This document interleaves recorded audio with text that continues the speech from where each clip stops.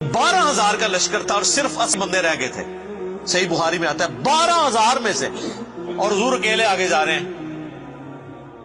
اور پھر آپ کی دلیری کی وجہ سے آپ نے، بخاری کے الفاظ ہیں، آپ نے زمین سے یوں مٹھی بھری مٹی کی اور یوں کافروں کی طرف بھیجی، اور قرآن میں اس کا ذکر ہے وَمَا رَمَيْتَ إِذْ رَمَيْتَ وَلَكِنَّ اللَّهَ رَمَىٰ. اے نبی جب تم نے وہ کنکریاں پھینکی تھی، وہ تم نے تو نہیں پھینکی تھی، وہ تو اللہ نے پھینکی تھی. بس وہ مبارک ہاتھوں کی برکت تھی. جب آپ نے یوں مٹی پھینکی تو سامنے جو قبیلہ حوازن کے لوگ جن کے تیروں کا مقابلہ کوئی نہیں کر سکتا تھا، ہر ایک کی آنکھ تک وہ کنکر پہنچا، اور وہ اندھے ہو گئے. اور حضور فرنٹ سے لیڈ کرتے ہوئے انا النبی لا کذب، میں نبی ہوں اس میں کوئی شک نہیں، میں عبد المطلب کا بیٹا ہوں اس میں کوئی شک نہیں. یہ آپ علیہ السلام یہ اشعار پڑھتے ہوئے آگے گئے. تو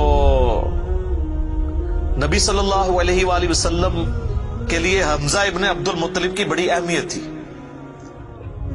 تو اب واشی کہتا ہے جب مسیلمہ کذاب نے دعوی نبوت کیا تو میں نے اللہ سے دعا مانگی. دیکھیں اللہ تعالیٰ سب کی دعائیں سننے والا ہے. اور میں نے کہا یا اللہ مجھے موقع دے، میں اسلام کے بہترین شخص کو میں نے قتل کیا ہے تو میں اسلام کے بدترین دشمن کو بھی میں ہی قتل کروں. دیکھیں اسلام کا بدترین دشمن وہی ہو سکتا ہے نا جس نے دعوی نبوت کیا ہو اور مسلمانوں کی جمعیت توڑ دی ہو اس وقت میں جب حضور کی ڈیتھ ہو چکی ہے، لیڈر جا چکا ہے، اور پیچھے مینجمنٹ کو کمزور کرنے والی بات ہے ہزاروں لوگوں کا مرتد ہو جانا.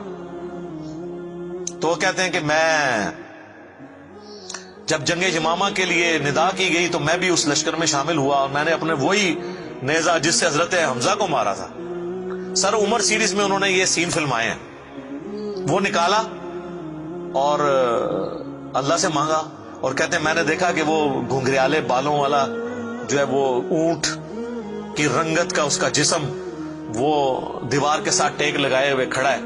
تو میں نے پوچھا کہ وہ مسیلمہ کذاب کون سا ہے، تو انہوں نے بتایا یہ ہے.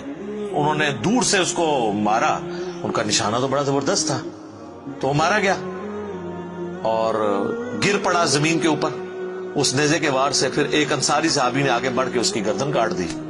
تو پھر وہ کہتے تھے کہ مجھے اللہ سے امید ہے کہ اللہ تعالیٰ اس نیکی کی برکت سے میری وہ غلطی معاف کر دے گا. ٹھیک ہے، ویسے تو اسلام لانے غلطی معاف کر دیتا ہے، صحیح مسلم میں حدیث ہے کہ ایمان لانا پچھلے کے گناہوں کو معاف کر دیتا ہے. لیکن سر کچھ گناہ بہت بڑے لیول کے ہوتے ہیں، اس کے لیے بہت بڑے لیول کی نیکی چاہیے ہوتی ہے اس کی کمپنسیشن کے لیے. چونکہ حضور بھی تو اس اعتبار سے تو حضرت واشی حضور کے سامنے نہیں آتے تھے نا.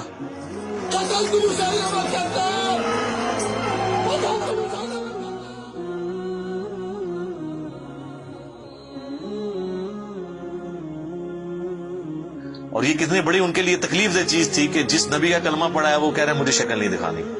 آپ اس تکلیف کو سوچ سکتے ہیں. ہاں اب میں یہ سمجھتا ہوں، اللہ سے امید کرتا ہوں کہ قیامت والے دن حضرت واشی حضور کے سامنے اس اعتبار سے پیش ہو سکتے ہیں کہ مجھ سے یہ غلطی ہوئی تو یا رسول اللہ دیکھیں آپ کے سب سے بڑے دشمن کو بھی میں نہیں قتل کیا. تو یہ بہت بڑی سعادت ان کو ملی. رضی اللہ عنہم اجمعین وعلیہم السلام. صلاۃ بر محمد وآل محمد. اللہم صلی علی محمد وعلی آل محمد واصحابہ اجمعین الی یوم الدین.